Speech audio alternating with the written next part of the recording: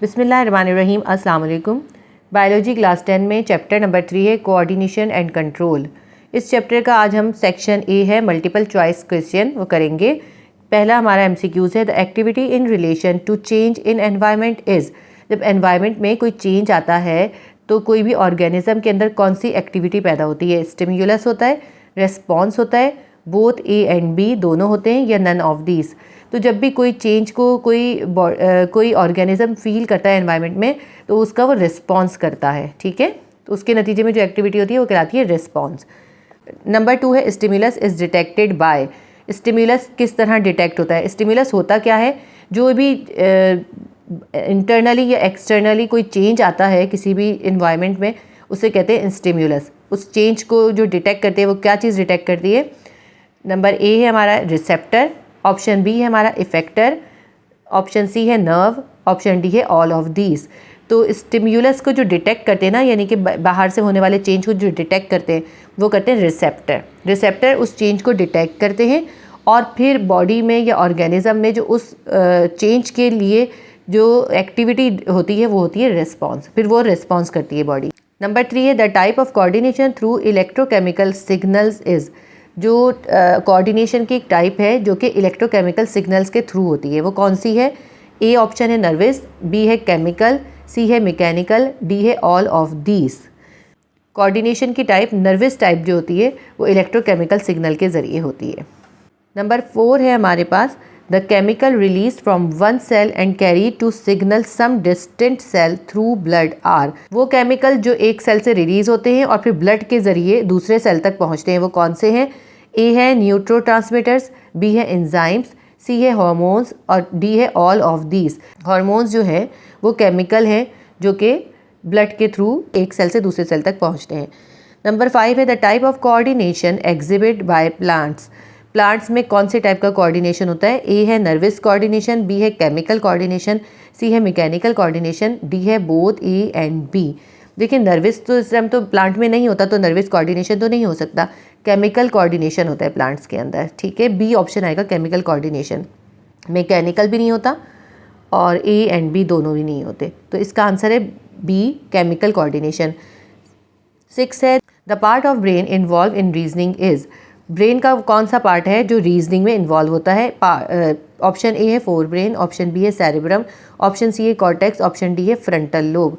तो इसका आंसर है कॉर्टेक्स। इसकी वजह यह है कि कॉर्टेक्स ब्रेन का वो पार्ट है जो रीजनिंग वाले डिसीजन लेता है। फ्रंटल लोब जो होता है ब्रेन का वो पार्ट है जो कि लॉजिकल डिसीजन लेता है। जहाँ लॉजिकल डिसीजन होते हैं वो फ्रंटल लोब में होते हैं और जो रीजनिंग होते हैं वो कॉर्टेक्स में होते हैं। नंबर 7 है हमारे पास the part of brain involve in balance and precision in movement is. तो ब्रेन का कौन सा पार्ट है जो बैलेंस बॉडी को बैलेंस करने में और मूवमेंट को जो है मैनेज करता है? ऑप्शन ए है सेरेब्रम, ऑप्शन बी है सेरिबेलम, ऑप्शन सी है थैलेमस, ऑप्शन डी है मेडुला ऑब्लोंगेटा। इसका आंसर है सेरिबेलम। सेरिबेलम वो पार्ट है जो कि बॉडी के मूवमेंट को और बैलेंस को, बॉडी की बैलेंस को जो है मैनेज करता है। नंबर 8 है हमारे पास vital functions for survival of animals are regulated by. तो एनिमल्स की सर्वाइवल के लिए जो वाइटल यानी कि इम्पॉर्टेंट फंक्शंस हैं, ज़िंदगी के लिए ज़रूरी फंक्शंस हैं, वो किस चीज़ से रेगुलेट होते हैं? इसमें ऑप्शन ए है सीएनएस, ऑप्शन बी है पीएनएस, ऑप्शन सी है somatic sub division, option D है ऑटोनॉमिक सब डिवीजन। जो वाइटल फंक्शंस है वो सीएनएस भी करता है, पीएनएस भी करता है, और ये जो सोमैटिक सब डिवीजन है और ऑटोनॉमिक सब डिवीजन है ये दोनों पीएनएस के ही पार्ट हैं। तो बहुत गौर करने के बाद मुझे जो ज़्यादा बेहतर लग रहा है इसमें से ऑप्शन, वो ऑप्शन है ऑटोनॉमिक सब डिवीजन। ये ऑटोनॉमिक सब डिवीजन जो है पीएनएस का ही एक पार्ट है, पेरिफेरल नर्वस सिस्टम का, और डाइजेशन और ब्रीदिंग जैसे वाइटल फंक्शंस को जो है रेगुलेट करता है। इन चारों में सबसे बेहतर ऑप्शन जो है वो ऑटोनॉमिक सब डिवीजन है, इसलिए ऑप्शन डी हम टिक करेंगे। नंबर 9 है the shortest path of reflex action consist of. जो रिफ्लेक्स एक्शन का जो सबसे छोटा रास्ता होता है जिसमें उसमें कितने न्यूरॉन्स जो हैं, उन्होंने पूछा है कितने न्यूरॉन्स इन्वॉल्व होते हैं। ऑप्शन ए है 1 न्यूरॉन, ऑप्शन बी है 2 न्यूरॉन्स, ऑप्शन सी है 3 न्यूरॉन्स, ऑप्शन डी है मैनी न्यूरॉन्स। तो इसका आंसर है 2 न्यूरॉन्स। 2 न्यूरॉन्स का जो होता है रिफ्लेक्स एक्शन का शॉर्टेस्ट पैथ होता है। MCQs 10 है the type of lens in are I is.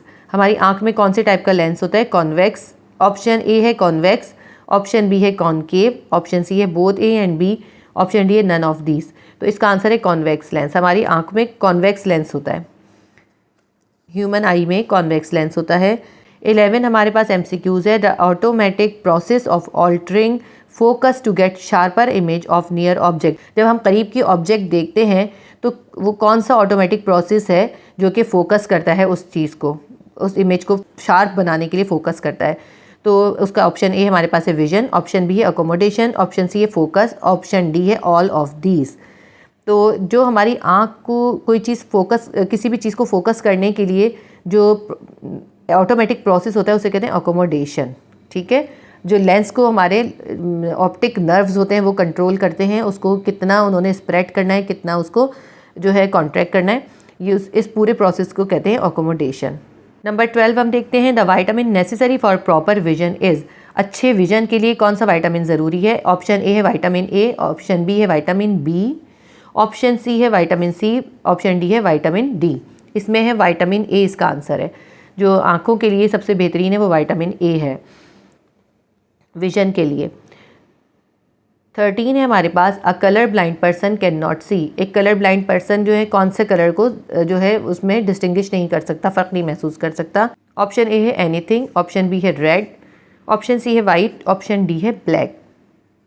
इसमें हमारे पास जो आंसर है वो है रेड, क्योंकि जो कलर ब्लाइंड होते हैं वो रेड एंड ग्रीन में और ब्लू एंड येलो में, इन दो कलर्स में डिस्टिंग्विश नहीं कर सकते। इसीलिए इन लोगों को जो है सबसे ज़्यादा जो है सिग्नल्स वगैरह में प्रॉब्लम होती है ड्राइविंग के दौरान, क्योंकि ये रेड एंड ग्रीन में और ब्लू और येलो में नहीं कर पाते। ठीक है, तो अब इसमें हमारे पास जो है जो सिर्फ एक रेड ही ऑप्शन था, ग्रीन ब्लू और येलो नहीं था, तो हम सिर्फ रेड को ही क्लिक करेंगे। उसके बाद हम देखते हैं 14 MCQs। The book Kitabul Manazir was written by. Kitabul Manazir किसने रिटन की है? ए है जाबिर बिन हयान, बी है इब्नुल हैतम, सी है इब्ने सीना, अली इब्ने सीना और डी है बू अली सीना। इसका आंसर है Ibnul Haytham, option B Ibnul Haytham इसका आंसर है। 15 देखते हैं। 15 MCQs है। Sensory hair cells are present in. जो सेंस करने वाले सुनने के जो सेल्स होते हैं वो कहाँ पे प्रेजेंट होते हैं? रेटिना में। ऑप्शन ए हमारे पास है रेटिना, ऑप्शन बी है कॉकलिया, ऑप्शन सी है स्किन, ऑप्शन डी है नोज़। जो सेंसरी हेयर सेल्स होते हैं हमारे वो होते हैं कॉकलिया में। कॉकलिया जो है वो ईयर का पार्ट है जिसको कहते हैं कॉकलिया, उसके अंदर हेयर सेल्स होते हैं जो सेंसरी हेयर सेल्स होते हैं। उसके बाद हम रेटिना जो है आँख में होता है, स्किन होती है, नोज़ होती है, तो इसका आंसर हमारे पास क्या है? B cochlea. उसके बाद हम देखते हैं 16 the gonad are the target organ for. Gonad जो है वो किस चीज़ का टारगेट ऑर्गन है, मतलब कौन सा हार्मोन्स रिलीज़ करते हैं? ए ऑप्शन है FSH, बी ऑप्शन है LH, सी है बोथ ए एंड बी यानी कि FSH भी और LH भी, और ऑप्शन डी है नन ऑफ दीज, इनमें से कोई भी नहीं।